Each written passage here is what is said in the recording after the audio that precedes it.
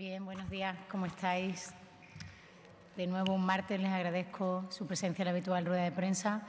Tras la reunión del Consejo de Gobierno de la Junta de Extremadura, nos acompaña hoy nuestra consejera de Educación y Empleo y vamos a darle cuenta y explicaciones de los asuntos más relevantes que hoy aprobó el Consejo de Gobierno. Y quiero empezar por el empleo y quiero empezar por los dos objetivos fundamentales que nos mandata la Estrategia de Empleo de Extremadura respecto de las personas con discapacidad y su acceso al mercado laboral en nuestra región. Y tiene dos objetivos muy claros que así nos mandata la Estrategia de Empleo de Extremadura respecto a las personas con discapacidad, que es que tenemos que eliminar con nuestras políticas públicas y con aquello que está acordado en esa estrategia de empleo barreras para el acceso de estas personas, pero que además necesitan también de incentivos y de políticas públicas que ayuden a la permanencia en el mercado de trabajo de esas personas con discapacidad, de las personas con discapacidad que, como saben, tienen mayor dificultades a la hora de acceder a un puesto de trabajo. En ese sentido, he de decirles, como ustedes conocen, que tenemos políticas públicas y medidas puestas en marcha en este sentido, con líneas que afectan a los centros especiales de empleo, que hemos conseguido con el fortalecimiento de estas políticas en esta legislatura incrementar y llegar a un total de 2.217 trabajadores con discapacidad en nuestra región. No son todavía suficientes, pero sí se ha hecho un esfuerzo importante en el cumplimiento de aquello que acordamos, y aquí está la consejera con los agentes sociales y económicos cuando firmamos una estrategia de empleo para desarrollar nuestra región. Y en ese sentido, hoy el Consejo de Gobierno convoca las subvenciones para el mantenimiento de puestos de trabajo de personas con discapacidad en los centros especiales de empleo para el ejercicio 18-19 con un presupuesto de 8.700.000 euros. Presupuesto que se incrementa en 1 millón de euros y que, por tanto, quiero poner en valor el esfuerzo del Ejecutivo regional, la apuesta decidida del Gobierno de Guillermo Fernández Vara por apostar por el acceso y la permanencia en el empleo de las personas con discapacidad en nuestra región. Esta convocatoria de 8.700.000 euros consta de dos programas, aquellos que tienen que ver con la propia generación del empleo de las personas con discapacidad y un segundo programa que tiene que ver con el mantenimiento, que es muy importante, de las personas con discapacidad. Las subvenciones y el acompañamiento público varía en función de las características del centro especial de empleo, si tiene el 70% de trabajadores con discapacidad, si tiene el 90%, todos esos requisitos y cuestiones más estrictamente administrativas que ustedes encontrarán, como siempre, en la reseña que preparan el gabinete de prensa de la Junta de Extremadura. Pero lo más importante es el acompañamiento, la puesta en marcha de esas políticas en estos 3 años, con esos dos programas y ese incremento de 1 millón de euros para hacer posible que vayamos poco a poco eliminando las barreras que tienen las personas con discapacidad para acceder al mercado laboral y para mantenerse en el mismo. Y en materia de empleo, porque nuestra exposición mantenga un hilo conductor, nos trae hoy la consejera de Educación y Empleo un importante programa que se trata del tercero de esos programas que venimos convocando en los últimos consejos de Gobierno y de ese esfuerzo extraordinario que estamos haciendo, poniendo el presupuesto y poniendo los dineros públicos al servicio del fomento del empleo y especialmente de aquellos colectivos de ciudadanos que más dificultades tienen para acceder a ello. Eso, junto con el desarrollo del plan de infraestructuras educativas, es el motivo por el que hoy nos acompaña la consejera y tuya es la palabra, Esther. Muchísimas gracias, Isabel. Muy buenos días a todas y todos. Bueno, como bien os ha explicado la portavoz, hoy se aprueban dos medidas muy importantes para el fomento del empleo en nuestra región, dos colectivos prioritarios importantes para nosotros, como son las personas con discapacidad y también los mayores de 30 años. En cuanto a las personas con discapacidad, que bien ha dicho la portavoz, tengo que destacar que en lo que va de año se han aprobado programas específicos por 11,5 millones de euros. Pero también cabe destacar que este Gobierno no solo ha aprobado esos programas específicos para los discapacitados, sino que este segmento de población es un segmento siempre prioritario en el resto de programas que ponemos en marcha en materia de empleo en nuestra región. Es importante también destacarlo. Y como les decía también la portavoz, la otra medida que hemos aprobado es el programa CENI. Recordarán que en el mes de agosto yo les anuncié una batería de medidas contra la exclusión social para parados de larga duración en nuestra región por un importe de 25 millones de euros. Les recuerdo, en esa batería de medidas se contemplaba el CRISOL, el programa colaborativo rural, que es un programa totalmente nuevo, y hoy finalizamos esa batería de medidas con la puesta en marcha o la aprobación, en este caso, del programa nuevo CENI. Es un programa que está destinado a mayores de 30 años, parados de larga duración principalmente, y tengo que decir que con este programa se va a contratar por periodos de un año y a jornada completa a unas 1.400 personas. Con este programa lo que pretendemos hacer es dar una oportunidad a esas personas que se encuentran en su CENI, en el CENI profesional y también vital, que de alguna manera tengan una oportunidad laboral de reincorporarse al mercado de trabajo, que tan importante es. Decirles que en cuanto a las subvenciones que vamos a destinar con estos 10 millones de euros que abarca el CENI, van destinados sobre todo al sector privado, en el que podrán participar empresas, también, por supuesto, entidades sin ánimo de lucro o autónomos, entre otros. Se subvencionará hasta 10.000 euros a titulados universitarios o formación profesional superior, 8.000 euros a formación profesional de grado medio y 7.000 euros al resto de personas que no tengan este tipo de titulaciones, con un añadido que contemplamos una discriminación positiva en el caso de que sea mujer, que lo venimos haciendo en otros programas, aquí también con 1.000 euros en el caso de que la persona contratada sea mujer. En definitiva, 10 millones de euros para el sector privado de nuestra región, la contratación de 1.400 personas mayores de 30 años parados de larga duración que pasen por un itinerario de formación y, por supuesto, lo que queremos darle es una oportunidad laboral para reincorporarse al mercado de trabajo en estas edades, que hasta el momento no teníamos ningún programa específico, sí para menores de 30 años, y creemos que es un colectivo muy importante en nuestra región.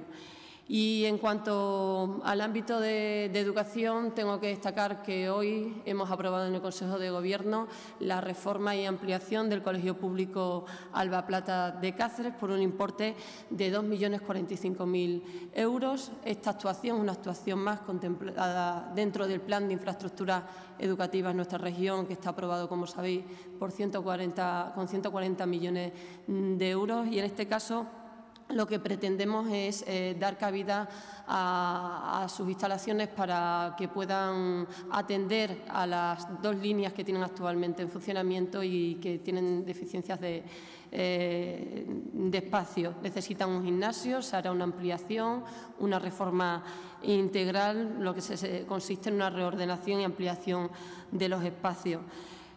Por supuesto, lo vamos a adaptar a la accesibilidad, la remodelación y reparación, sustitución de carpintería, porche cubierto y, como les decía anteriormente, el gimnasio. Y los plazos de ejecución será de 4 a 6 meses. Es una buena noticia, una inversión más que se suma a las ya realizadas por este Gobierno en el Plan de Infraestructura y en materia de obras educativas. Y en lo que va de legislatura tengo que destacarles que ya se han ejecutado 33 millones de euros y actualmente están en ejecución 25 millones de euros en la actualidad. Por lo tanto, es una buena noticia y seguiremos avanzando en el cumplimiento de este plan de infraestructuras tan necesario para nuestra región. Por mi parte, nada más. Si tenéis alguna pregunta. Gracias, consejera. Antes de pasar a las preguntas, con tu permiso, compañera, otro de los asuntos que aprobó hoy el Consejo de Gobierno, y con esto terminamos la explicación de los mismos y ahora sí atendemos las preguntas que quieran hacerle tanto a la consejera de Educación y Empleo como a mí. Hemos autorizado también la subvención directa a Cruz Roja con un presupuesto de fondos comunidades autónomas, fondos de nuestro propio presupuesto, por más de 200.000 euros. ¿Para qué? Para que Cruz Roja pueda seguir realizando programas que tienen que ver con los menores y con las familias. Estoy hablando de los programas de acogimiento familiar, de atención a familias adoptivas o solicitantes de adopción y también atención hospitalaria a niños y jóvenes que están en el hospital derivados de los centros de menores. Nunca, probablemente, o en muy pocas ocasiones reconocemos la labor que hace Cruz Roja en Extremadura, no solo con estos programas que están subvencionados de los presupuestos públicos, sino con todo lo que hace y con todo lo que están haciendo también en los últimos meses en nuestra comunidad autónoma. Así que nuestro reconocimiento a la Cruz Roja en nuestra región y a todos los voluntarios y voluntarias que altruistamente pues, están peleando en esa otra Extremadura de la que no hablamos normalmente y no genera titulares, pero que es tan importante como la oficial. Y a partir de este momento atendemos las preguntas que queráis realizarnos. Gracias. Buenos días. Simplemente una precisión. ¿Estamos hablando de los casos de apertura de la convocatoria o de decreto que regula las ayudas? Ahora se aprueba el decreto y luego saldrá la convocatoria. Hoy se ha aprobado el decreto. ¿El CENIT y en el de para los discapacitados? Sí. Vale, gracias.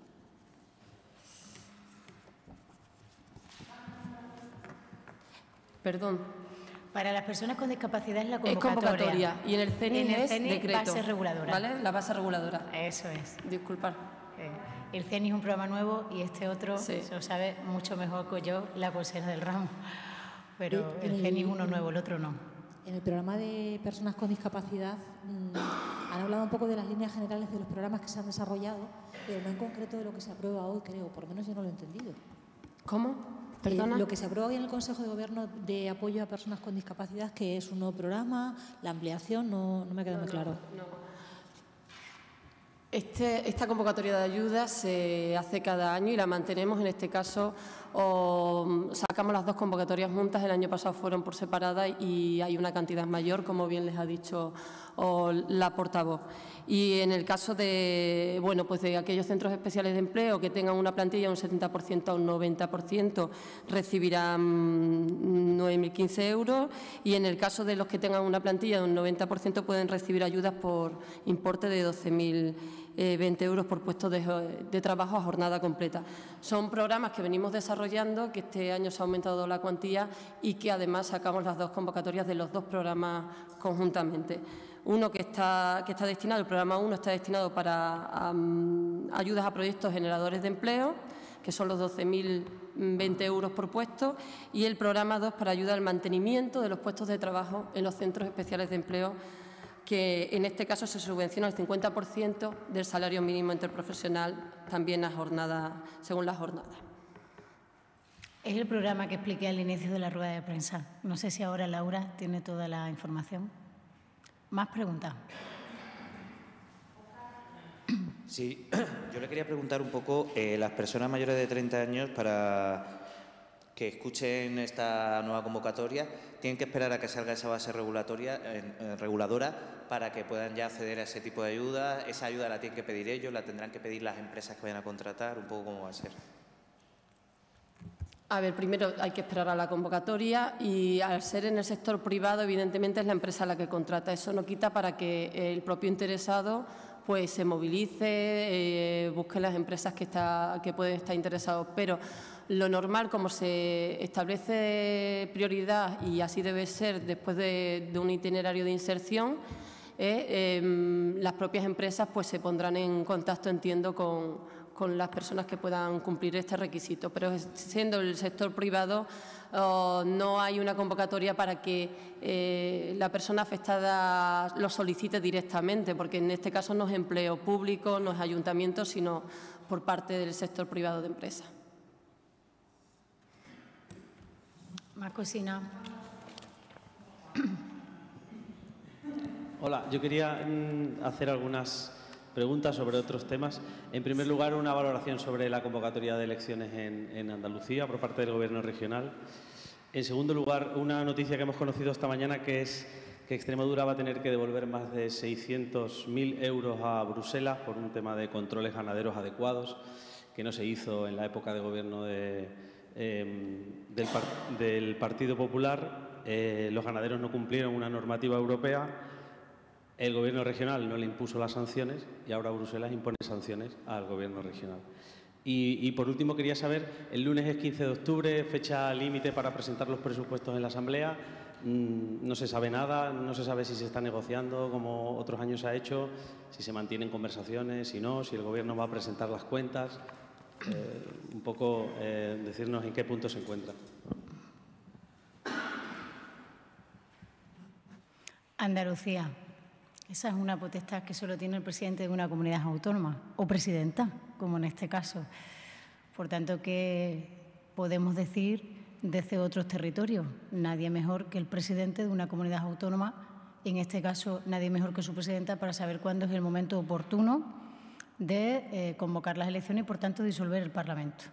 Y como ella explicó ayer, si lo hace por la estabilidad de su tierra, está haciendo aquello que nos mandatan los ciudadanos, que es representarles y hacer que las cosas funcionen bien. No puedo ser objetiva en sede institucional, le intento serlo, y yo deseo que las elecciones en Andalucía vayan muy bien, evidentemente, para el Gobierno que ha transformado la vida de los andaluces en estos años de democracia, que no es otro que el Gobierno del Partido Socialista. Nuestros presupuestos y Extremadura, que es para lo que estamos en esta rueda de prensa. El Gobierno de la Junta de Extremadura está trabajando, como no podía ser de otra manera, en el proyecto de presupuesto del año 19, pero el Gobierno tiene que medir bien los tiempos y la semana que viene, que es cuando se cumple el plazo que establece nuestro Estatuto de Autonomía, es cuando la Junta de Extremadura dirá en qué plazos nos movemos. Pero, desde luego, no de hoy. El 28 de septiembre salió publicado en el Diario Oficial de Extremadura la orden de cierre presupuestario, que usted sabe que es un paso administrativo importante para empezar a realizar el proyecto del año siguiente. La maquinaria está en marcha, siempre lo está,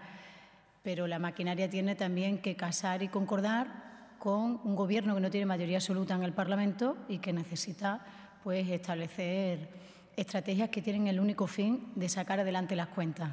Y este Gobierno ha sido capaz en los 3 años anteriores. No exento de dificultad. El primer año nos lo devolvieron y, en lugar de sacarlos a la primera, los hicimos a la segunda. Hemos sacado 2 presupuestos adelante con la abstención del Partido Popular y un tercero con Podemos. Y, además, con un alto grado de cumplimiento de aquello que acordamos en el presente ejercicio, en el acuerdo presupuestario del año 2018, como ustedes conocen, a medida que aquí hemos ido trayendo cada martes acuerdos del Consejo de Gobierno que tenían que ver con ese pacto presupuestario con Podemos. La maquinaria está en marcha y vamos a dejar pasar los tiempos que marcan los plazos a los que estamos obligados para que podamos mostrar una posición, porque en política una semana y más ahora es mucho tiempo. Entonces, como hasta la semana que viene no se cumple plazo, pues permítame que la semana que viene le diga cuál va a ser el calendario del Gobierno, que va a ser siempre buscando el mejor de los consensos y la mejor respuesta posible a los ciudadanos, que es que tengamos unos nuevos presupuestos aprobados en el año 2019 para Extremadura. Me ha preguntado 3 cosas, ahora ya la otra se me ha ido. Le he respondido a Andalucía, le he respondido a los presupuestos, ¿y cuál me falta? Ah, vale. Usted lo relataba muy bien.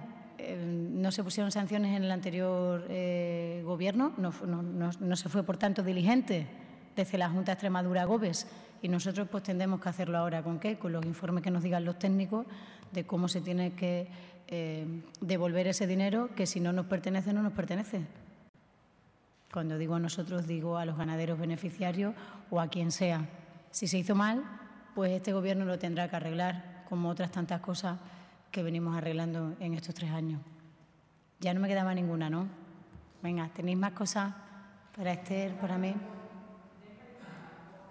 Yo le quería preguntar, no sé si la Junta de Extremadura tiene algún tipo de competencia en los cambios que se están produciendo de movilidad, digo a nivel general, por ejemplo, con los nuevos medios de comunicación que hay, tipo patinetes, bicicletas eléctricas que se están produciendo. ¿La Junta ahí tiene algún tipo de competencia o son todas exclusivas de los ayuntamientos? No quisiera meter la pata en respuesta a su pregunta, pero sí que hay distintas ordenanzas municipales. Yo creo que la mayoría del uso de esos nuevos vehículos son ordenanzas municipales. Cuando se hacen ordenanzas nuevas, porque veamos que hay una nueva demanda, acuérdense ustedes hace unos años, a principios de los 2000, cuando se empezaron a utilizar los quad en Extremadura.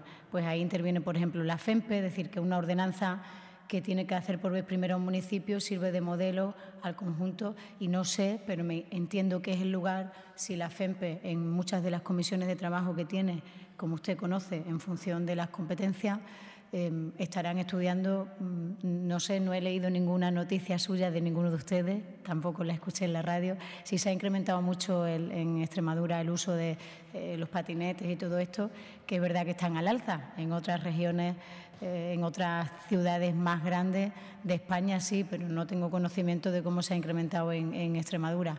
En el caso de que sea así, pues nuestros servicios siempre están disponibles para atender las demandas que la Administración local, es decir, los ayuntamientos, nos hagan a la Junta de Extremadura. Esto es la Dirección General de Desarrollo Rural, la Dirección General de Interior, que donde están estas competencias, era lo que usted me preguntaba, era la Consejería de Medio Ambiente y Rural, Políticas Agrarias y Territorio y, por supuesto, nuestras direcciones generales, nuestras jefaturas de servicio, que son los funcionarios de esta Administración, pues están al servicio de esas demandas que pudieran hacernos por parte de algún ayuntamiento, en el caso que se haya incrementado mucho. Algunos vemos por Mérida, pero no tengo esa fotografía real de cuánto se ha incrementado el uso de esos nuevos vehículos en la región, si son vehículos, que tampoco lo sé.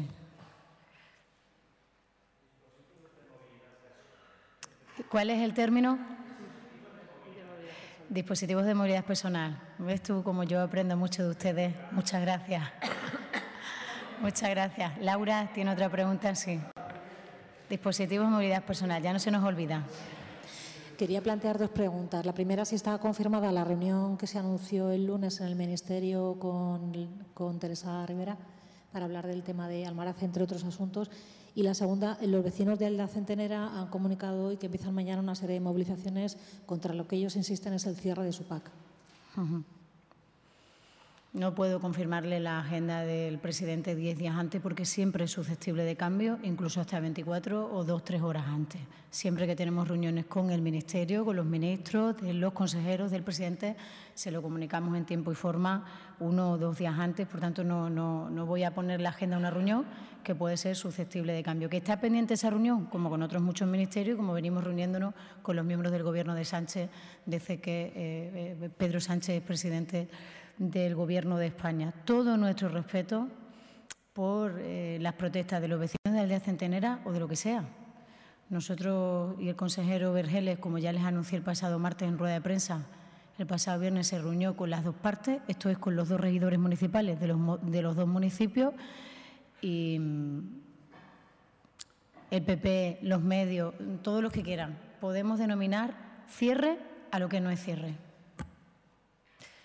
El cierre fue de 21 puntos de atención continuada en la pasada legislatura. La consecuencia de aquella decisión, por valor de 5 millones de euros, fue quedar al 30% de la población rural en Extremadura sin el acceso a una urgencia rural en horas en las que uno se puede poner malo, por ejemplo, de madrugada. Entonces, aquí se puede reescribir la historia lo que se quiera. Eso fue lo que pasó en la pasada legislatura y nada tiene que ver con un ordenamiento eficaz de los servicios sanitarios en nuestra región. Por tanto, los representantes del PP en Extremadura son los mismos que a nivel nacional dejaron e hicieron que la sanidad dejara de ser universal en nuestro país. Aquí se puede reescribir la historia lo que se quiera. Los vecinos tienen derecho a protestar, todo el del mundo. Si en esta región se puede protestar y no vamos a poner 20 coches de Policía Nacional como se ponían en las protestas de la pasada legislatura. Y pueden venir aquí, porque es que nosotros siempre nos vamos a sentar con los que protestan y nos vamos a sentar a hablar, como la consejera se sentó la semana pasada con los alumnos que pedían medidas respecto de el calor en las aulas en Extremadura. Y se manifestaron y a los 3 días estábamos sentados con ellos. Pongo el ejemplo de la consejera de Educación que está aquí, como podría poner de cualquier otro miembro del Gobierno.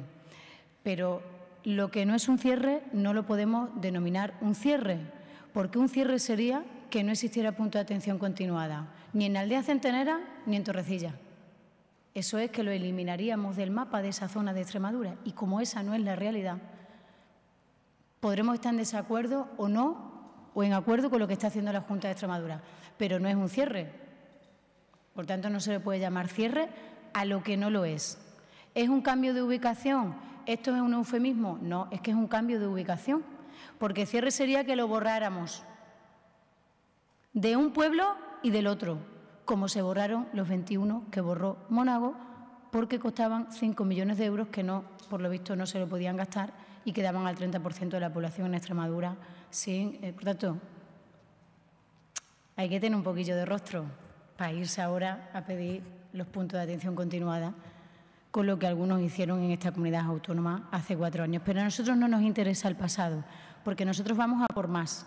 Y ir a por más es ir hacia adelante, aplicando el presupuesto público con eficiencia para asegurar la calidad y la universalidad del sistema sanitario en Extremadura. Y eso requiere de toma de decisiones y de medidas que quizás a veces no son entendidas por el conjunto de los ciudadanos, como pueden ser en este caso los vecinos de la aldea centenera. Se lo explicaremos.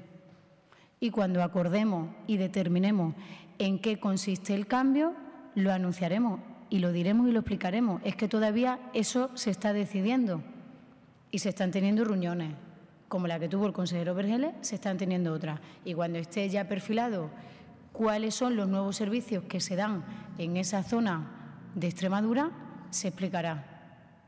Pero los nuevos servicios o la nueva reorganización, no la eliminación de ningún servicio, es que es muy diferente. Es que los 21 puntos de atención continuada dejaron de venir escritos en el presupuesto, 5 millones de euros, y se cerraron. Es una situación distinta, que puede haber una parte de la población a la que no le guste, que no la entienda, que no la respalde, se la explicaremos y nos sentaremos con ellos y se lo explicaremos. Pero cuando lo tengamos encima de la mesa, la decisión que en este momento no está tomada en su totalidad y, por tanto, no está explicada ni se conoce.